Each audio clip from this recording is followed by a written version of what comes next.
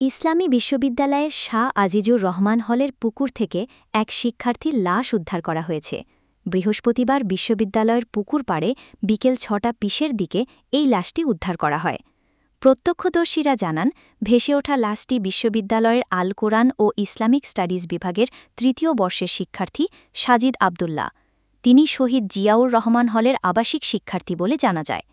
বিশ্ববিদ্যালয়ের কর্তব্যরত চিকিৎসক ডাক্তার শাহেদ জানান, লাশটি দেখে প্রাথমিকভাবে ধারণা করা হচ্ছে কয়েক ঘণ্টা ডুবে থাকার পর ভেসে উঠেছে। ধারণা করা হচ্ছে তিনি বেঁচে নেই। আমরা কুষ্টিয়া মেডিকেল পাঠিয়ে দিয়েছি। ইবি থানার ওসি মেহেদী হাসান বলেন, বিশ্ববিদ্যালয়ের কর্তব্য বিষয়টি জানানো মাত্রই তিনি ও তার অফিসাররা ঘটনাস্থলে আসেন এবং লাশটি উদ্ধার করেন। আসলে সে মারা গেছেন নাকি বেঁচে আছেন তা নিশ্চিত হওয়ার জন্য বিশ্ববিদ্যালয়ের হাসপাতালে প্রেরণ করেন।